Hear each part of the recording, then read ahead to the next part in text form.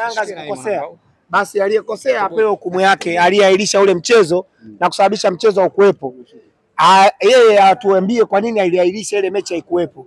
Tofauti na hapo mimi sioni mada inakuwaje kubwa mpaka leo tunadiscuss kitu kimoja, yani tunadiscuss issue ya watu ambao walitakiwa kutoa maamuzi ya siku moja tu. Mpaka leo tunaongea ni kweli dabi. Mimi siwezi kuongelea mambo ya dabi tena. Nani ni nyinyi tu ndio mnapenda kuuliza, lakini kwa mtu mwenye akili timamu anajua kwamba makosa alishatokea. Baada ya kutokea hukumu itakiwa itoke, sio kutetea stori za mambo mengine. Leo hii wewe unakuja unaniuliza swali la dabi kwamba kwa nini Yanga hawachezi. Wewe unaongelea dabi ya tarehe 15 ya mwezi wa sita, ambao tarehe 15 mwezi wa sita sisi Yanga tutakuwa na majukumu mengine kabisa kwenye ratiba zetu. Yaani tuna ratiba nyingi kweli kweli uko mbeleni. Si unaona hapa leo tuna ratiba safari laga imeingia tarehe 10 na tarehe 26. Si Yanga tuna matukio kibao ya kufanya huko mbele. Yaani yako kibao. Aturudi tulishapanga matukio ya dabi tangu tarehe 8 mwezi wa 3. Tulishapanga huko nyuma. Kwa hiyo yale alishapitaga na hala tunaga nayo story tena, yani tumemaliza na sisi tumeongea kwa kauli moja. Sisi hatuchezi. Kwa kama mnaona kuna haki nyingine ambayo mnaweza mkatuhukumu nayo, mkaifavor ile timu yenu iliyokataa kucheza mara ya kwanza, basi fanyeni. Kuna wengi wanazungumzia 5 Oktoba tu.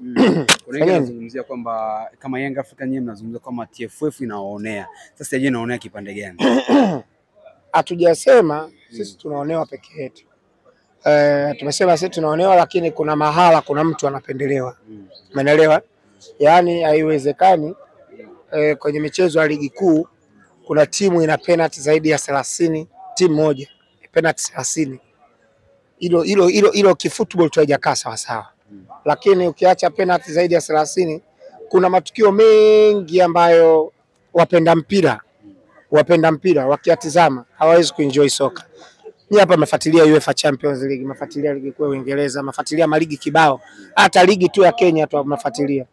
Mpira ule wa kihuni ule wa kama ulivyotokea, mfano mechi ya Makolo na Mashujaa. Umeelewa? Tazama mechi ya Makolo na Mashujaa, nenda katizame mechi ya Makolo na JKT Tanzania ule mchezo wa raundi ya kwanza, katizame mchezo wa Coast Union na Makolo raundi ya kwanza, nenda katizame mchezo wa Simba na Namungo. Umeelewa? Katizame hizo mechi ninazokuambia, utagundua kwamba katika hiyo michezo hakuna mchezo ambao unaweza kufanana na mchezo mwingine wote.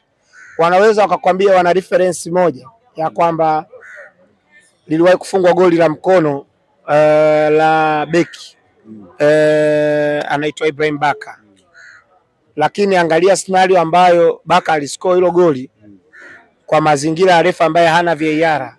Tukio limetokea ni hilo moja tu. Wana zaidi ya matukio 50 na ya makusudi. Yaani mimi nikikwambia uwajuzi tu wa JKT Tanzania na Simba, first half refa akaongeza dakika 7. Hakuna dakika ambazo zilipotea nyingi kwenye hiyo first half kama second half. Second half JKT Tanzania walifanya sabu nyingi. Second half golikipa wa Simba aliumia. Second half sabu zilikuwa nyingi za upande wa Simba, lakini dakika zilizoongezwa second half zilikuwa 4. First half dakika 7 sabu zenyewe zimefanya sui moja. Hakuna mchezaji aliyeumia, hakuna upotezaji wa dakika uliosababisha kuongeza dakika 7 kipindi cha pili cha kwanza. Lakini baada ya Simba kuongoza goli hawakuwa na namna. Kwa hiyo ni issue nyingi ambazo hatuwezi kuziongea zote. Kikubwa ni kwamba sisi ili tucheze mechi hiyo ya tarehe 15, basi kuna baadhi ya watu kwenye bodi ya ligi wanapaswa kujiuzuru kwa sababu waliahirisha mchezo bila sababu za msingi. Sio kitu kingine. Sababu ya wao kuahirisha mechi hajatueleza, na kwa sababu wafanya uhuni, wanahisi wana mamlaka, wanaongoza wao, wanajihisi wao ni wakubwa zaidi kwenye nchi. Hakuna mtu mkubwa kwenye nchi. Tunakupa tu dhamana ya kuongoza mpira, hakuna mkubwa. Hakuna. Yaani nikwambie kitu. Umeona nchi? Wewe leo unaweza kesho na kesho kutwa unaweza ukaja kuwa rais wa Jamhuri ya Muungano wa Tanzania wewe hapa. Unajua kwa nini? Kwa sababu wa Tanzania watakuwa wameamua kukuchagua kuwa rais wao. Kesho na kesho kutwa unaweza ukawa mbunge. Wewe hapa unaweza ukaja ukawa diwani. Wewe hapa unaweza ukawa rais wa TFF. Wewe hapo unaweza. Sio wewe, hata mimi kwenye huo umri nikitaka wa Tanzania wakanipa ridhaa, naweza kuongoza TFF, naweza kuongoza bodi ya ligi. Ni issue ya watu kukupa dhamana. Haimaanishi tukikuteua wewe kuwa rais wa shirikisho la mpira wa miguu Tanzania, basi lile shirikisho la mpira wa miguu Tanzania ni la kwako, uko nalo nyumbani, unahisi kwamba watu wote wa mpira ni watoto wako, umewazaa wewe.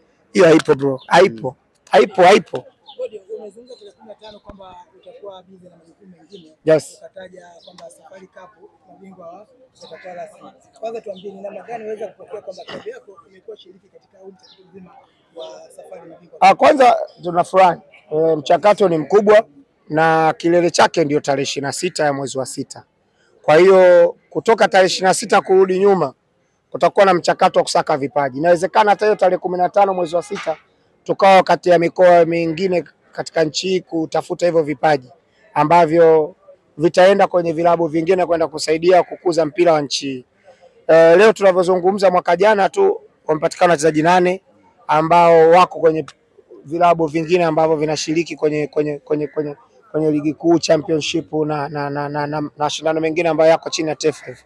Kwa hiyo tunaamini kwamba klabu yetu kwa namna ambavyo wana support utafutaji huu wa vipaji, hiyo ndio maana halisi ya mpira.